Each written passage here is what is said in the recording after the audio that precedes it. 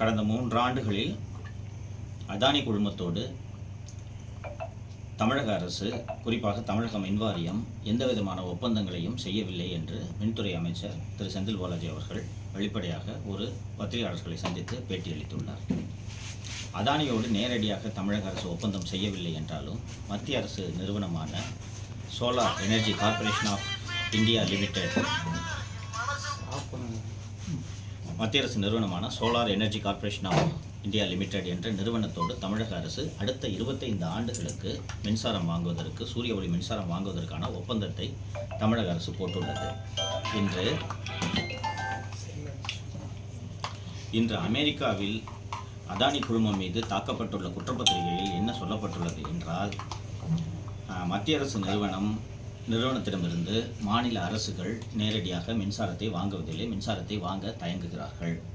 அப்படி தயங்கும் மாநில அரசுகளுக்கு ஏராளமான லஞ்சம் கொடுத்து மாநில அரசுகளை இந்த மத்திய அரசு நிறுவனத்திடமிருந்து லஞ்சம் வாங்குவதற்கு அடானி நிறுவனம் முயற்சி செய்து அதற்கான ஆதாரங்கள் எங்களிடம் சிக்கியுள்ளது என்பதை குறிப்பிட்டு தான் அதானி குழுமத்தின் மீதும் திரு கௌதம் அதானி, சாகர் அடானி உள்ளிட்டோர் மீதும் அமெரிக்க நீதிமன்றத்தில் குற்றப்பத்திரிகை தாக்கல் செய்யப்பட்டுள்ளது. அந்த வகையில் அமெரிக்க நீதிமன்றத்தில் தாக்கல் செய்யப்பட்டுள்ள குற்றப்பத்திரிகையில் சத்தீஸ்கர், ஆந்திர பிரதேஷ் மற்றும் தமிழ்நாடு ஆகிய மாநிலங்கள் இதுபோல லஞ்சம் பெற்றுக்கொண்டு மின்சாரம் வாங்கியுள்ளன என்று குறிப்பிட்டிருக்கிறது.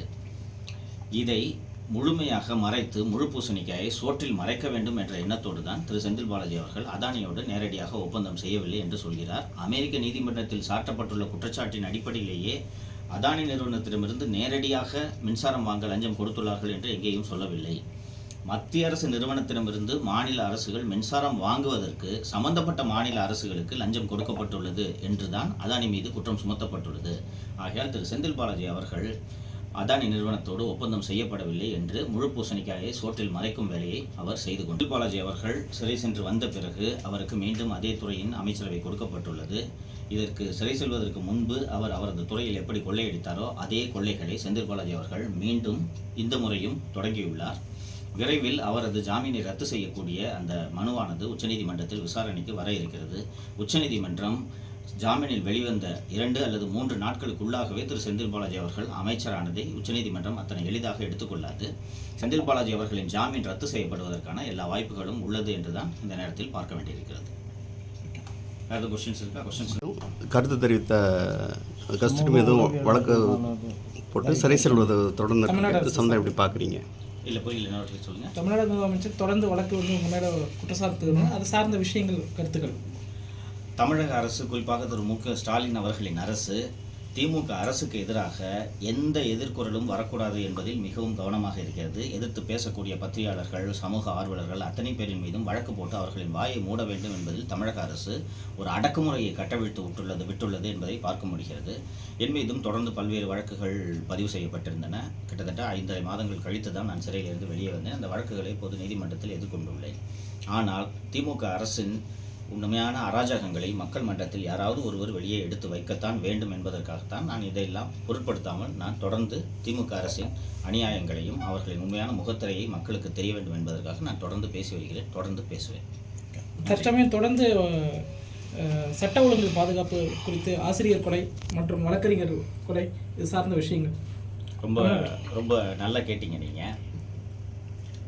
சட்டம் ஒழுங்கை பாதுகாப்பதில் இரும்பு கரம் கொண்டு நான் செயல்படுவேன் என்று தமிழக முதல்வர் திரு மு.க. ஸ்டாலின் அவர்கள் பலமுறை கூறியுள்ளார்.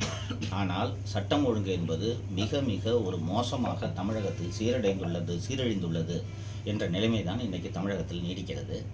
எல்லா மாநிலங்களையும் சரி, எல்லா இடங்களிலும் சரி கொலைகள் நடக்கும் என்றாலும் தமிழகத்தில் சர்வசாதாரணமாக கல்லூரிகளில் கொலை, பள்ளிகளில் கொலை, வீதிகளில் கொலை, வழக்கறிஞர்களின் நீதிமன்றத்தில் கொலை என்று சர்வசாதாரணமாக இப்படி கொலைகளும், அடிதடிகளும், வெட்டுக்குத்துகளும், போதைப்பொருள் கடத்தல்களும் நடப்பதற்கான காரணம் சட்டம் ஒழுங்கு துளியும் முதல்வரின் கட்டுப்பாட்டில் இல்லை என்பதைத்தான் இதை காட்டுகிறது. எந்த மாநிலத்தில் சட்டம் ஒழுங்கு சரியில்லையோ அந்த மாநிலத்தில் மக்கள் அச்சத்தோடு தான் வாழ்வார்கள். மக்கள் அச்சத்தோடு வாழ்வது என்பது ஒரு ஜனநாயக நாட்டில் நல்லதல்ல. முதல்வர் அவர்கள் இதை உடனடியாக உணர்ந்து சட்டம் ஒழுங்கை சரி செய்வதில் கவனம் செலுத்த வேண்டும். அப்படி கவனம் செலுத்தவில்லை என்றால் இதற்கான உரிய பலனை அவர் 26 தேர்தலில் கொடுத்தே தீர வேண்டும் என்பதை தான் நாம் பார்க்க வேண்டியது. சரிங்களா?